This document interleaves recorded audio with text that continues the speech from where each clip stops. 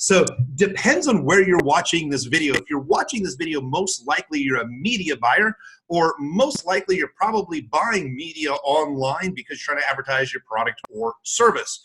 Well, I've had an ad agency for over the last 10 years. Our ad agency has really specialized in Facebook marketing. A lot of you know me for my Facebook propaganda. Well, about 3.5 years ago, Nick and I made some changes in our office. If you don't know that story already, you can see that one later. But we made some really big story. We made a really big change back in, it was June 2015.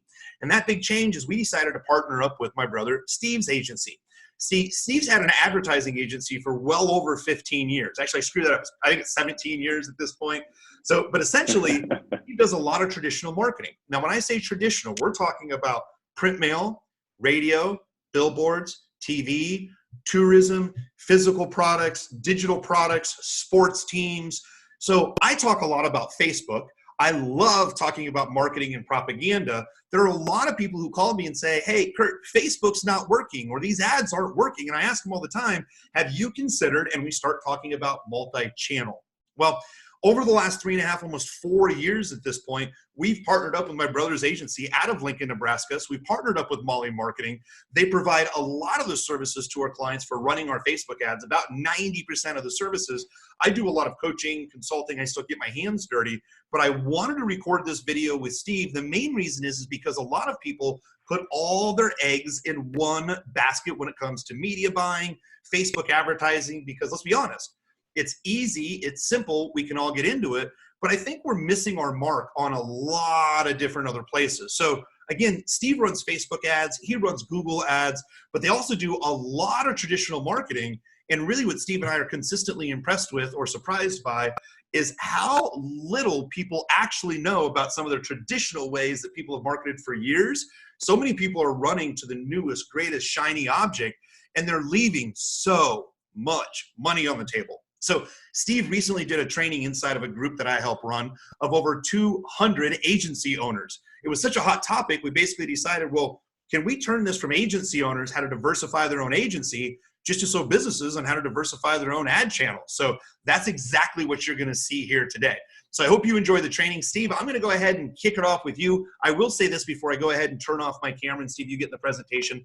If you have any questions along the way, make sure you go ahead and put them down in the comments section. We're probably not gonna be able to get to all the questions today. We're on a really tight time schedule, but I promise that if you tag either Steve or myself, we will follow up and absolutely answer those questions. Now, if you wait to the very end of this training, there's not a sales pitch or anything else, but if you would like to diversify your marketing, Steve's gonna give you a call to action that'll let you book a call directly with one of our representatives, our business partner, by the way, not a call center or something like that. If you would like to learn about us running more of your Facebook ads, Google ads, or some of the 18.5 ways that Steve's gonna talk about right now. So, as Steve likes to say as my younger brother, I have a face for radio, and my next part is his favorite part of his presentation. I turn off my camera, I shut up, I don't say anything. Enjoy the presentation with Steve. If you have a business and you are marketing online, pay very close attention. It doesn't cost anything. You're gonna get some brilliant ideas. So Steve, thanks a lot for spending time with us here. I'm gonna go ahead and mute on out. I know it is your favorite time of the day. See you on the other side. It's always perfect when I get Kurt to be quiet for a little while. It's fantastic. Definitely appreciate you having me here as well and being able to really kick this off. Yesterday, we actually celebrated our 16-year anniversary, which is absolutely insane because it seems like it's flown by. And there's some days, obviously, it seems a lot longer, but it's been fantastic. So what I want to be able to talk about is, and let me just start sharing my screen and go into the presentation itself. I want to talk about 18.5 sneaky ways to leverage multi-channel marketing and what this really looks like. As a heads up, as I'm going through this presentation, I am going to shut off my camera as well, so that way we can focus really on the content, and we'll come back for some Q&A. Over the last 16 years, is we started off more on the traditional side of it, and then got really deep into online over the last 8 to 9 years at this point in time. But the more things change, the more things really stay the same. And so I wanted to do a deep dive on how to achieve true multi-channel marketing to help just to diversify your offering. Part of this too is there are some things that Google and Facebook really, really like and excel at, and there's some other industries that they just don't. Health is one of them at times. Even like the CBD market is another one that's tough to run online ads. So if you have one of those companies, what do you do? And with these sneaky tricks, they'll give you a real solid idea of exactly what to do and how to pull this off. So just a quick little bit of background on me. Here's a picture of me and my wife and beautiful daughters. For a long time, I always felt like I was hanging out in a sorority house full of a bunch of women, and then even our dog was female as well.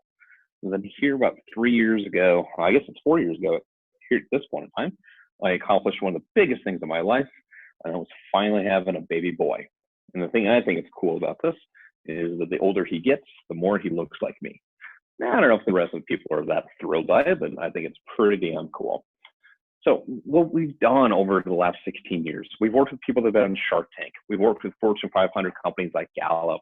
We've worked with government agencies, a lot of government agencies and contracts. One of them, the state of Nebraska, tourism. We worked with a $1 billion company in GoodRx. We helped Susan Pierce Thompson hit the New York Times bestsellers list with Bright Line Eating. We even worked on a presidential campaign. Can't tell you exactly which one of the characters you see here on the screen we represented, but we worked on a presidential campaign for a little while as well. So we're able to see everything from a big macro level to very much a very micro level as well. And some of those companies, GoodRx, for example, they've been public in releasing some of their valuations. I think right now they're valued at 1.8 billion. So what we've been able to do is take some of the learnings from that and literally apply it to some of our clients that might be spending $500 a month. So it's not one of those things that, this is only for those big spenders, is you can take it regardless what your budget is and really maximize it. One of the very first stories I start off with on most of my presentations is the very first client that Kurt and I had together that appeared on Shark Tank. It was Pavlok. And what Pavlok is, you can see the device there, kind of looks like a Fitbit, if you will. What Pavlok does, it helps people break bad habits. Now, how it helps people break those habits is if you are wearing that band, it'll actually shock you. So if I'm a smoker and it knows with my hand movement that I'm smoking, it will shock me. If I have an issue with overeating and like picking, at food, and Kurt knows that I'm trying to, cut back on my calorie intake, he can take his phone out and shock me as well. So they have a lot of scientific, educational, academic-based studies kind of backing this up. That was the first client we had.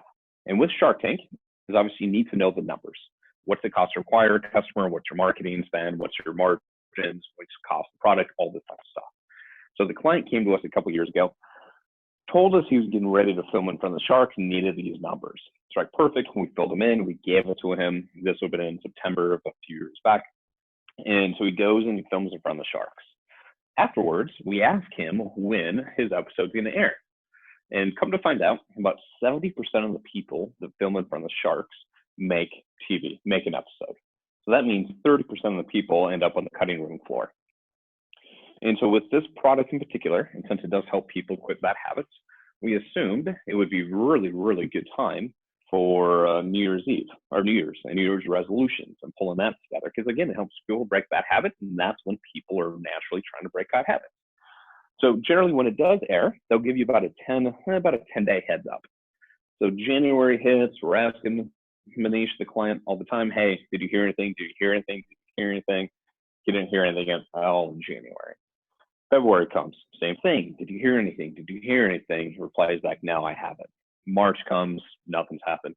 By this point in time, we just assume he's part of the 30% that film in front of the sharks that don't make it. Well, it was about May 10th, May 12th of a couple years back, is he calls us up. He's like, hey guys, I'm going to be on Shark Tank. I'm going to be on it here in about 10 days. And I need you guys to be super aggressive on that right after the episode ends.